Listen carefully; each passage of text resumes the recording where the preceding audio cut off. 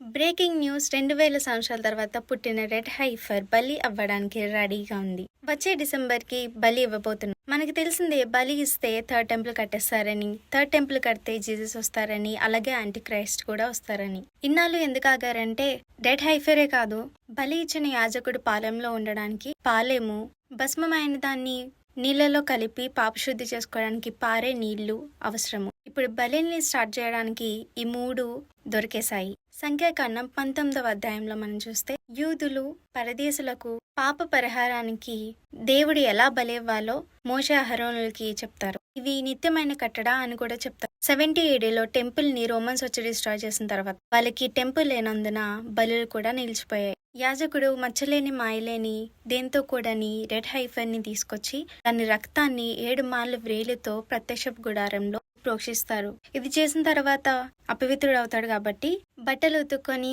తలస్నానం చేసి పాలెంలో సాయంత్రం వరకు అపవిత్రుడుగా ఉంటారు. మరి ఒక పవిత్రమైన వాడు వచ్చి ఈ జంతువుని దేవదారు కర్ర, హిస్సోపు, రక్తవర్ణపు నూలు పెట్టి అగ్నిలో కాలుస్తారు. ఈ రెండో వ్యక్తి కూడా అపవిత్రుడు అవుతాడు కాబట్టి పాలెంలో ఉంటారు. మూడో పవిత్రమైన వాడు వచ్చి ఈ భస్మంను తీసుకొని పారే నీళ్ళలో వేసి వాళ్ళ పాప శుద్ధికి ఈ జలమును వాడతారు. ఆనాడు దేవుడు ఎలా చేయమన్నారో అదే విధంగా ఈ రోజు కూడా వాళ్ళు చేయాలి కాబట్టి వాళ్ళకి పాలెము, ఈ జలము చాలా అవసరం. మే 2023లో బలిచ్చే యాజకుడు ఈ పాలెము దొరికేసిందని అఫీషియల్ గా న్యూస్ రిలీజ్ చేశారు. ఆ రోజుల్లో ఉండే పాలెము మౌంట్ ఆఫ్ ఒలివ్స్ అనే ప్లేస్ లో ఉందని ఆర్కియాలజిస్ట్ నిర్ధారించారు. సరిగ్గా ఎక్కడైతే జీసస్ గుడ్డివాన్ని స్వస్థపరిచారో అదే సీలోము కోనేటి దొరికింది. ఇది గీహోన్ స్ప్రింగ్ నుంచి పారే నీళ్లు ఈ కోనేటికి ప్రవహిస్తుంది. 70 ADలో రోమన్స్ సెకండ్ టెంపుల్ ని డిస్ట్రాయ్ చేసిన తర్వాత ఈ సీలోము కోనేటి అక్కడుండే ప్రాంతం మట్టితో కప్పబడిపోయింది.